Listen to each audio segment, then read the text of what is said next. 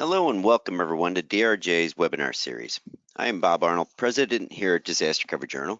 Today's sponsor is Agility and the topic is ransomware. Are you prepared and how will you respond? Before we get started, I want to review a couple housekeeping items. Today's session is being recorded. This recording will be shared with everyone tomorrow via an automated email. Attendees are also in a listen-only mode. If you'd like to ask any questions, please use the question panel you will locate on the right-hand side of your screen. We'll answer as many of these questions as possible at the end of the session. And now back to today's topic on ransomware. Are you prepared? Our presenters today are Mike Pearson and Kevin Sadler.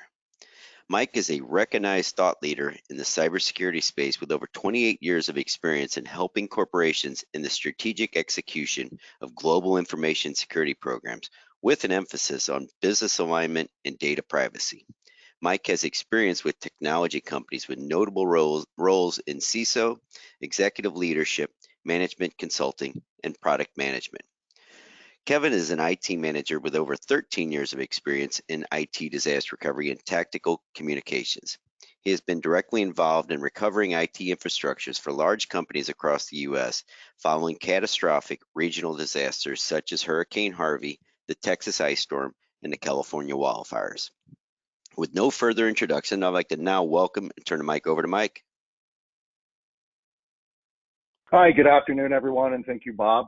Happy to be with you, everyone, today. Looking forward to discussing this topic, and as we move through here, as Bob mentioned, if you have any questions, just your mics are muted, but you can chime in on the chat. We also will have some poll questions that you guys out there can answer for us, and we'll get some responses to that. And then we have a Q&A to wrap up at the end. So without further ado, we'll get rolling here. Okay, the agenda today, we're going to talk about a few of the different types of threats that are impacting organizations of all sizes. How does ransomware attack actually work? Provide you with some strategies to help avoid or deal with an actual attack. And then, as I mentioned, having the Q&A at the end there. All right, so let's jump in. The top three threats that are really facing most organizations from a cyber realm today, number one being ransomware. It is by far the most attack type that is targeting most organizations out there. Ransomware attacks are increasingly also targeting backup repositories, which we'll get into in a little bit.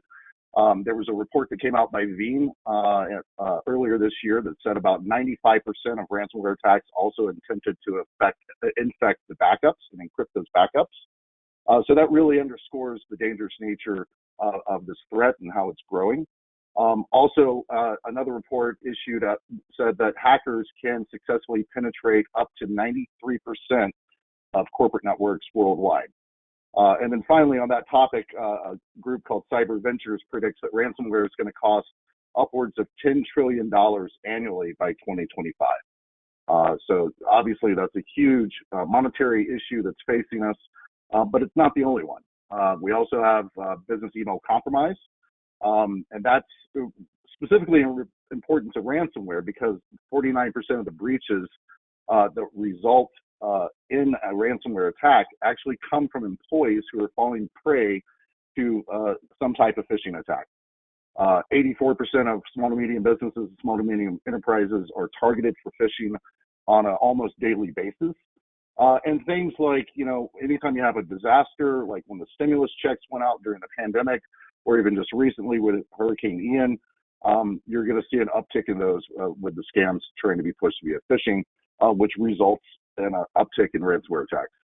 And then also the work from home during the pandemic really expanded the attack surface and providing VPN access from not necessarily secure endpoints in people's homes back into corporate networks, which also resulted in the increase in attacks. Okay, so let's talk a little bit about how a ransomware attack works in the real world. So first, step one, a threat actor will typically send an email that contains a malicious link. That could be trying to either capture their credentials or getting them to click on a link that goes to a previously infected website that will then follow on with additional steps to try to get that initial foothold inside the organization.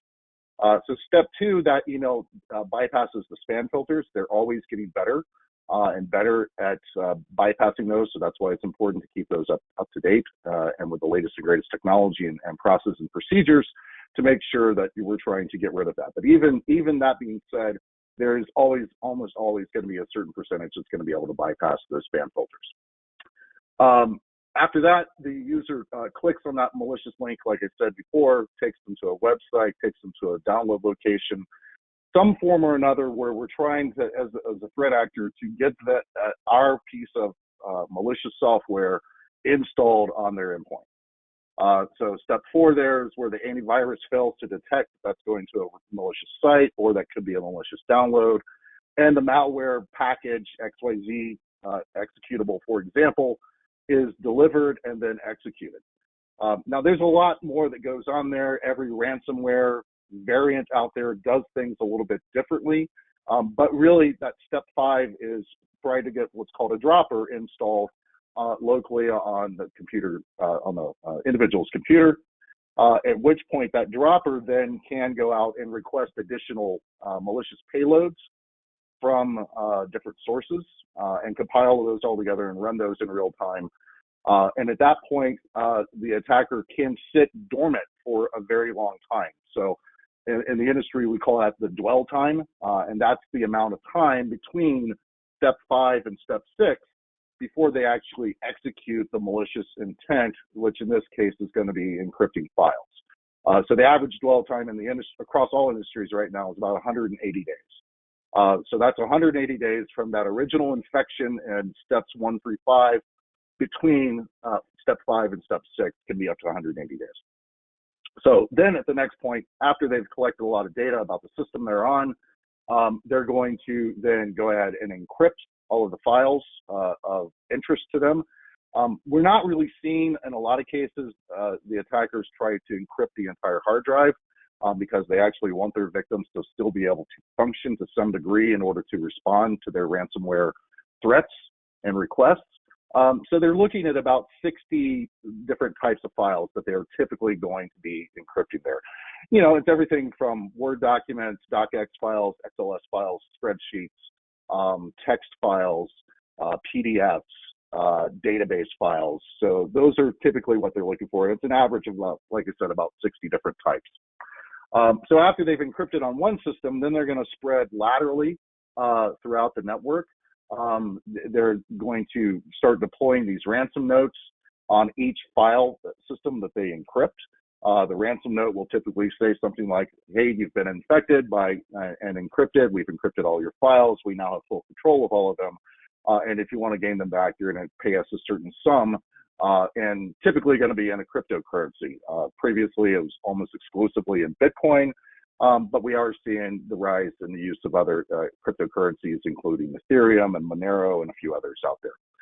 And then they're going to laterally move throughout the network using credentials that they were able to capture from the first victim zero, or what we call patient zero, on the network, and then laterally move throughout the network to really expand that blast radius to move as far and as wide as possible, to encrypt as many files as possible, in order to up the amount of ransom that they're going to be requested.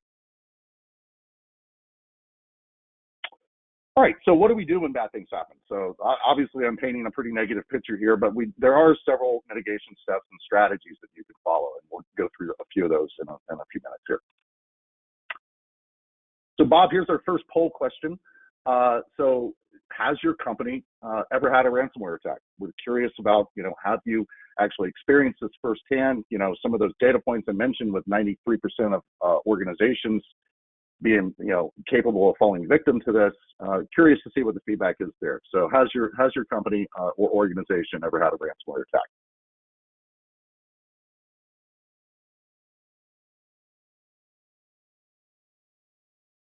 Okay, we should have had enough time there to get some feedback. Bob, are we good to move on? Yes, can you see the results? I cannot see the results.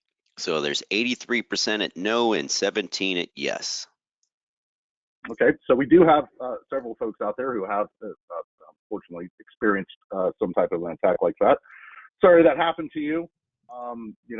perhaps at the end we'll get into some of what you experienced yourselves, but it can be devastating. A lot of companies never fully recover all of the data that was lost during that. Obviously depends on how their backups and their response plans were set up, but would love to hear some feedback from the audience there, maybe at the end and during the Q&A session. Okay, before we get into some details around some mitigation strategies, let's take a look at this slide from the MITRE organization. So they're a quasi-government organization, private slash government organization that comes out with a lot of different types of cyber responses and cyber investigations. They built out what they call the MITRE attack framework, which is what we're looking at here. So this really goes into a very great detail of how most ransomware or most cyber attacks in general will infiltrate and what they do within the organization. So there's really a lot going on. It's a lot more complex than what we showed you on the previous slide, with showing you the multiple steps. There's so much going on underneath the hood, what that code is doing. And I show you this just to drive down the point that it's really difficult to detect, respond, and defend against these types of attacks. All right, so some mitigations here. So some of them are pretty straightforward and obvious. Others you might not have thought about before. Be proactive is number one. So, get your head in the game, think about this. Don't just, react when something like this happens. Have a plan. Think about exactly what would it do to your organization in the event that you had a ransomware event. How would you be able to respond? How would you be able to recover? Walk through those steps internally with your team, either through some type of exercise or role-playing scenario. Educate your employees on cybersecurity and phishing awareness. Conducting at least annual phishing exercises is what is recommended by the National Institute of Standards and Technology, or NIST. Much more organizations we've worked with are starting to do this on a quarterly, if not more frequent basis, to really up the awareness. And it's, apropos that this is October, it's National Cybersecurity Awareness Month, to be discussing that topic. If you haven't fished your employees yet this month, you still got a couple of days left to do it. Look at deploying multi-factor or two-step authentication. A lot of credentials get stolen and are posted on the dark web from multiple sites. We all know that our users have a terrible habit of reusing passwords on multiple sites. So even if, say it was a LinkedIn breach that took place and they used the same password on LinkedIn that they used for their domain account, then that's fodder for the hackers to utilize, potentially gain access to your systems. Employing multi-factor or two-step authentication really helps to drive that down. It's not perfect. None of these solutions are. But it does certainly help to mitigate some of those failures there. And most importantly, do that for your administrators on the internal network as well. So not just connecting to external sites or over VPN, but requiring some type of two-factor authentication for administrators when they're connected to local resources. Keep systems patched and up to date. We're still seeing a lot of folks out there that are well behind in their patch management strategies, how often they're deploying the new patches, and we're not just talking about Microsoft's Patch Tuesday. There's always thousands and thousands of new patches coming out for all kinds of third-party software year-round. So it's really important to stay on top of that. Install and properly configure endpoint detection and response tools. This has come a long way over the last few years. It's not just traditional antivirus anymore, but there's more heuristic capabilities built into there, some machine learning and artificial intelligence that are actually able to detect some of those very nuanced tactics and techniques that the attackers are utilizing, like I showed you in that MITRE attack framework, versus just doing, trying to detect hash values for specific executables and things like that. Design your network systems and backups to reduce the impact of ransomware. So that's a lot that we can unpack there. I think it's relatively straightforward, but it's also, there's a lot that goes into that. Perhaps we can go into that in a different webinar, but it's really think about that. It's thinking about how are we going to actually be able to respond in the event that we do have an attack, not just hoping that it never does. And then prearrange your third-party response teams. So be thinking about, do you have these internal capabilities and capacities to be able to respond, or should you be working with a third party vis-a-vis your cyber insurance organization? They have recommendations for you, or other organizations like Agility itself can help you with something like that. Okay, next poll question here. Bob, I'll turn it back over to you for that. Do you test your security controls? So what are your security controls, like your MDR solutions, like your EDR, antivirus, anti-spam? Do you test those on a regular basis to ensure that they're effective? Do you test your backups and recovery capabilities? How often do you test them? It's something to be thinking about. But in general, do you test them?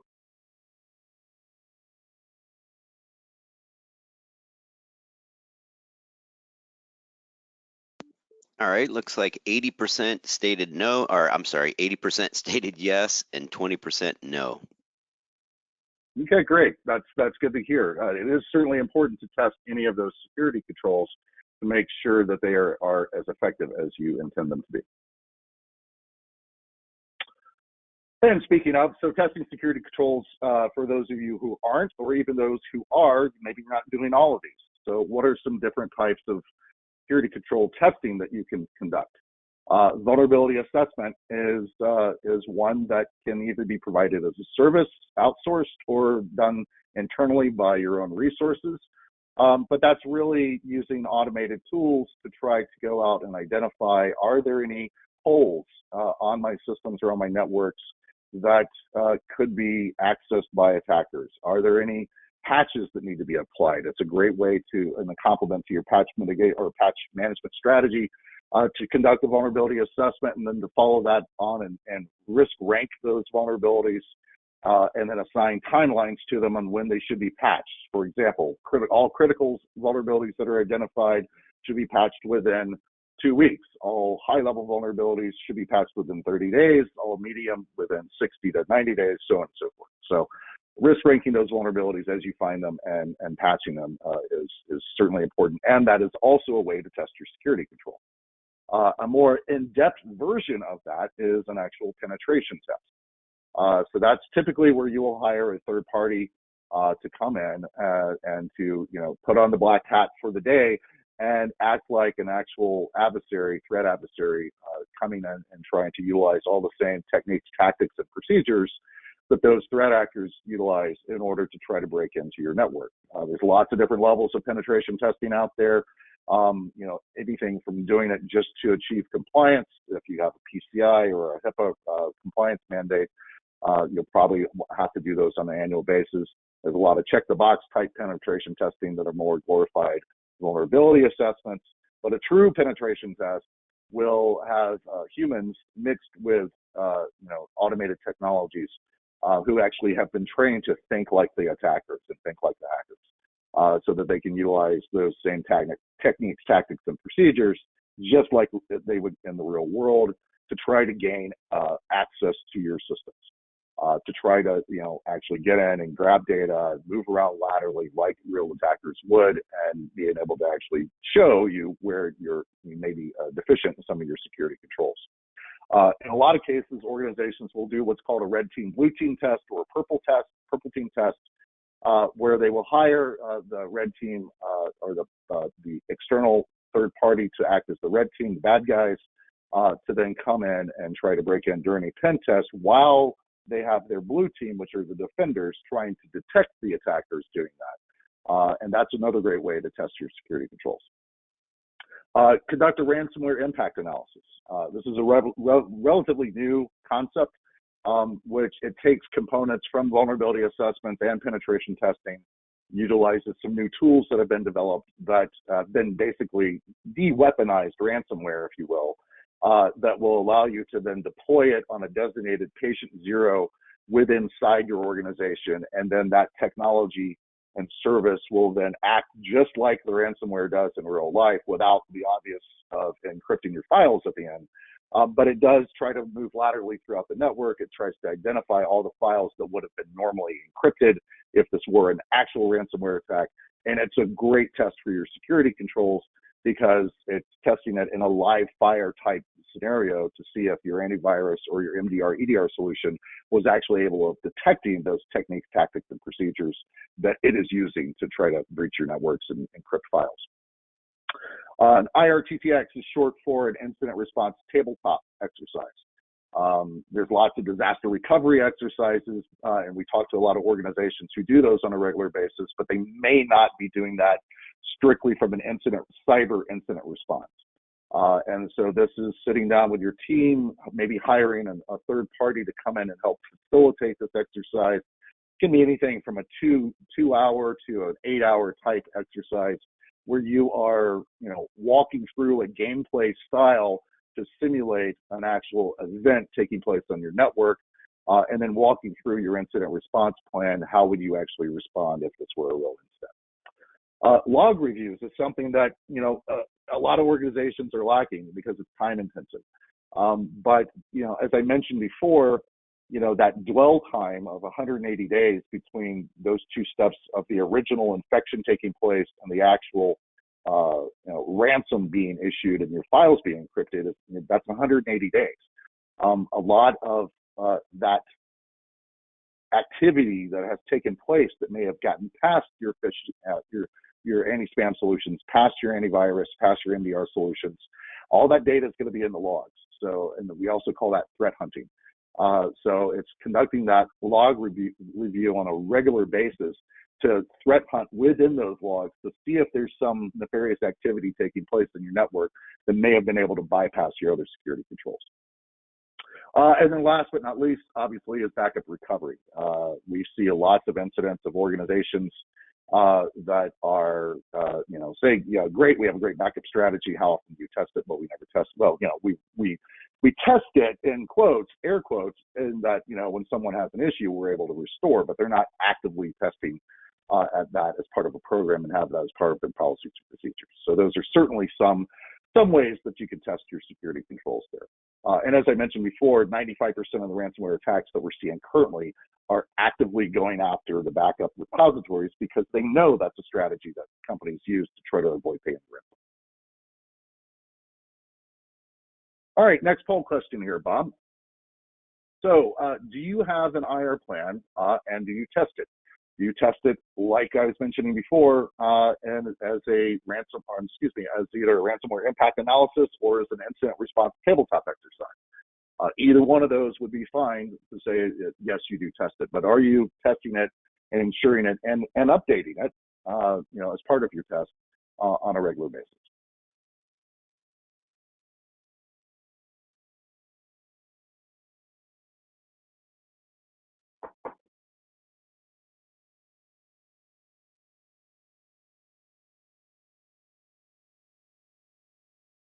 Okay, Bob, you want to read that there? I can't see it. Oops, I'm sorry, I forgot to unmute myself. 61% said yes and test, 11% said no and no, and 28% said yes, but we don't test. Gotcha. Yep. So that's encouraging numbers, but obviously something you want to be thinking about with inside your organization. If you don't have a plan, definitely either write it yourself internally, get a third party to help you come in and write it, and then absolutely test that on at least an annual basis. Many of our customers that we facilitate incident response tabletop exercises for are even upping that to testing it to twice a year or even quarterly. All right, Dres, Kevin, we haven't heard from you a whole lot yet. I've been doing all the talking. You want to chime in here and join the conversation? Sure thing. Thanks, Mike. So Mike did a good job of kind of going through ransomware, how it works, what it does, the best practices, tools, and mitigations that are out there. But what's clear is it's not really a one-part solution. And so what we've seen is historically, a lot of companies will back up their data locally, may even bring home a thumb drive and store it in their tech's closet on the weekends. And that's not really acceptable anymore from a ransomware perspective or even a compliance perspective. So what we propose is a draft solution, which is kind of a bundle to look at that data replication and that data recovery and put your data in a place in a cloud solution, whether it be a cloud or hybrid, that integrates with your current infrastructure to replicate that data locally and then replicate it in the cloud in a manner that it is immutable. It can't be altered. So if you do have an attack, you have a place that you can go back to where that hasn't been impacted. As Mike said multiple times, 95% are attacking those backups. And what our solution is looking at doing is putting a backup in place that can't be touched. Some of the other advantages are predictable SLAs. Once you have the size of your infrastructure, once you know exactly what resources you need, you can easily get back up and running, and you know what your recovery time is going to be. On smaller systems, you're looking at a couple minutes, up to maybe a few hours for larger systems. And lastly, part of the STRAS infrastructure, this data replication and having these cloud services, is regularly scheduled validation and backup. So on a regular intervals, you'll see validation that your data was backed up, it has been put in this environment that is safe, that is immutable, and biannually or however often you need to, you can go through and test that the restoration, make sure I can get back to this place as needed, in case I do have a ransomware attack, in case there is a compromise. And it's not just ransomware, but it could be any kind of compromise to your local infrastructure, fire, hurricane, flooding. I've seen it all, and this gives you a good solution to back up your data locally and in the cloud, and then a few different options to restore from there, and know that your data is safe and that you can get back up and running in a predictable amount of time. Hey, Kevin, before we move on, could you go into a little bit more on immutability and what that really means? Yeah, without getting too technical, and you back me up on this, Mike. When you have immutable storage, you've created a backup that is not tampered with. It stands alone. So you're not running updates on that backup, which allows a attacker to inject anything that would compromise that backup. Yeah, and I think that's really important, and that's a fairly new technology, right? It hasn't always been there. Some solutions and vendors have had it earlier than others, but it's starting to become really more spread out across the board. And that's really important because aside from just attacking the backups, if you had files that were encrypted and then, you weren't running an immutable backup solution, then those files, the encrypted files, are then going to be backed up and they're going to replace your good files. So now you have encrypted files in your backup. So it all depends upon thinking about how many restore points do you have, what is the immutability? Do you have guaranteed immutability? What is the timeline there?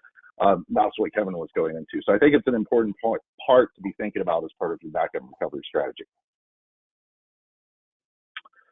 Okay, we have another poll question here. Let's get over to that. So Bob, how long does it take for your system to get back online? So for those of you that have done some type of testing with your backups and your restores, how long does that typically take? Is it going to take you, can you do it within minutes to 24 hours? And we're talking about a full restore. If you were hit with a ransomware and 99% of your systems were compromised and encrypted, how long do you think it would take your organization to get back up and running?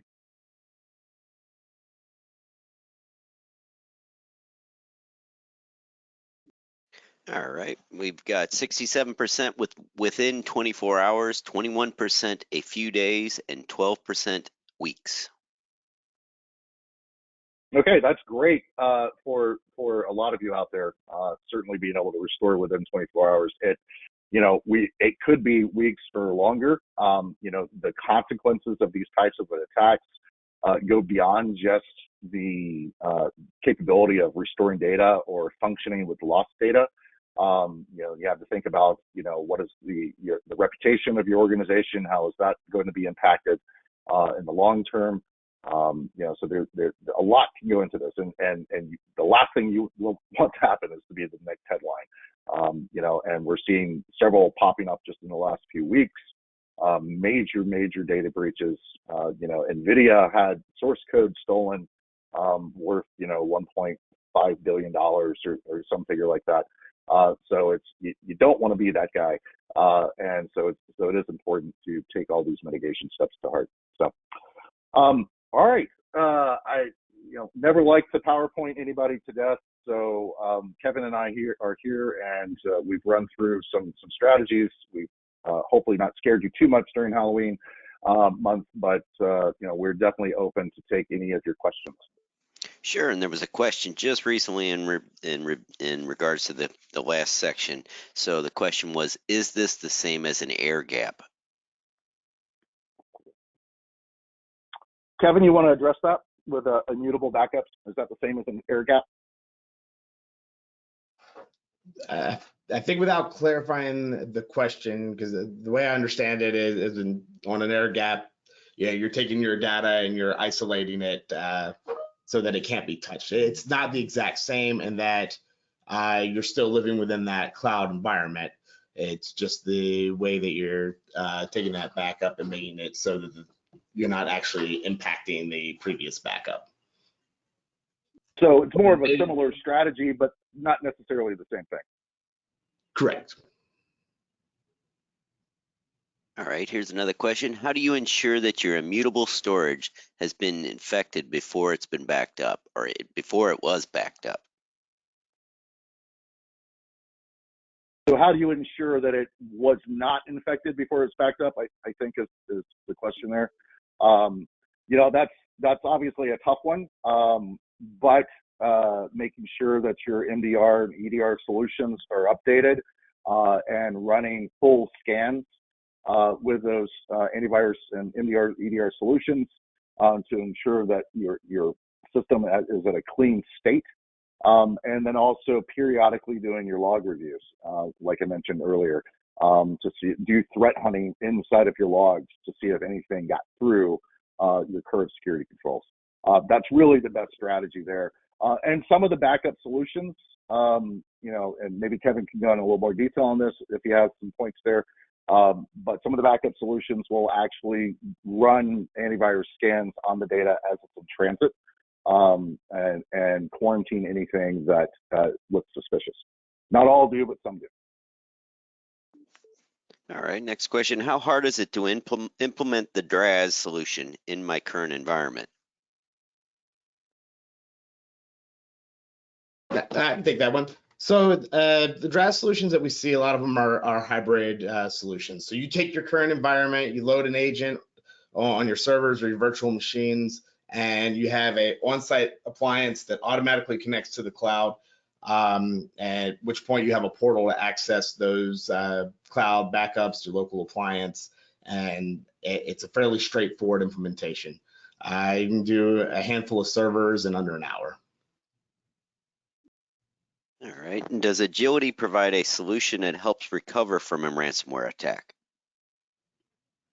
Yes, we do. We have a DRAS partner who we have been working with for a while now that can do the entire DRAS solution. It's a hybrid solution with those local and cloud backups that we can easily implement and set up that testing schedule and set up the immutable backups and all the other functions, as well as give you access to those logs and some of the other tools that Mike spoke to.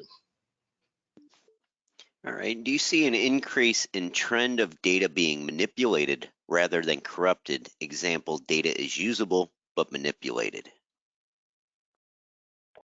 Yeah, I'll take that. Some cases, yes. What we're seeing there is not as often, and it's really going to be more from who. It depends on who's attacking you. If it is cybercrime type threat actors, they don't really care about manipulating the data. They care about monetizing their efforts as quickly as possible, and that's why ransomware has exploded the way it has. But if you have nation state actors, the North Koreas, the Russias, the Chinas of the world that are actively attacking, we have seen some cases where there's some data manipulation there. but really not that much. Most of the time, the nation state attackers are about data or IP, intellectual property theft, or causing massive outages of some kind in infrastructure targets. So not that much data manipulation, but it does bring up another good point, is we are seeing double ransomware attacks. So we're seeing scenarios where files have been double encrypted. So basically the way it works is if you choose to pay the ransom, first and foremost, you want to get your cyber insurance involved, carrier involved. If you don't already have cyber insurance, I significantly suggest you look into getting that. They tend to take over the helm there to help navigate you through what it would take, and they take a look at, can you restore from your backups, and can you recover from this without having to pay the ransom. But if you do have to pay the ransom, they typically will employ additional third parties who are talented at negotiating the ransom. So you can negotiate a ransom. I've seen it come down to as much as half of what they originally asked to pay. One customer we were working with in the past were initially asked $10 million in ransom, and it was successfully negotiated down to $4.5 million before paying that ransom. But back to the double ransom. This is a new technique that they're using where they are encrypting the files twice. So you agree to pay the ransom. They provide you with the decryption key, which decrypts the data, only to find out that your files are encrypted with a second key. And now that they know they've gotten you to pay up front one time, you're probably going to pay a second time. So we're certainly seeing a lot more double ransomware like that. All right. Is there a cloud native such as Azure or AWS immutable storage capability? If not, who are the leaders in the space for cloud? Kevin, I'll let you take that one. I'm a little bit biased on this one. So our partner is Datto, and they're one of the biggest DRaaS providers globally, and we love their platform. We've seen great results as far as ransomware prevention, ransomware mitigation, and some of the tools that they have to scrub those files and the utilities that they have. All right. Has the use of crypto increased as the preferred use of payment? Yeah, absolutely. It is definitely the preferred use of payment. I mentioned early in the talk here that traditionally Bitcoin was the number one. It was also the first cryptocurrency, so that's arguably why, and it was had the most volume and it was the easiest to obtain. But now, since we've got thousands of different cryptocurrencies, you still have the top 25. They're the biggest out there. It's fairly easy to get those. There's lots of different platforms that you can use to purchase cryptocurrency with fiat currency. We are seeing a migration away from the Bitcoins and the Ethereums, specifically because there's new technology and new services that people used to think that Bitcoin was a way to have an anonymous transaction. It's really not. If you know how blockchain works, basically every transaction is recorded on the chain. So if you can actually trace down the address of where that was sent, you can actually follow the funds around. And that is several law enforcement agencies have successfully done that to the point now where the cybercrime is starting to move away from more traceable cryptocurrencies like Ethereum or Bitcoin to stuff, the cryptocurrencies or tokens that are more private. They're called privacy oriented, but they're using those like Monero and a few others because there is a little more ability to hide your transactions there. All right. Can you expand on when it might be best to pay versus not? I really think that depends on your own specific context and situation. Obviously, if you're in a point and you can't recover from your backup solutions, you don't have a good recovery point, or you don't have immutable backups, or your backups got attacked and encrypted, then you have to make hard decisions like that. And it also depends on the nature of your business. You know, if you're talking about this is only 24 hours worth of data, is it, you know, can you afford to lose 24 hours worth of data? I think most organizations, as you know, are going through digital transformations and everything's becoming more data driven, that becomes a shrinkingly lower number of organizations that can lose 24 hours of data. But if, you know, if you're in healthcare, for example, or hospital or medical facility, you know, HIPAA comes into play. And do you have to, you know, ensure that, you know, none of those records were also tampered with on top of being able to recover them, and being able to recover them, and losing 24 hours of data in the hospital is catastrophic. So it really depends on your situation. So I know that's not the answer you want to hear, but unfortunately, that's the only one I All right. And does cyber insurance help with ransomware? have. So yeah, I certainly mentioned that it does.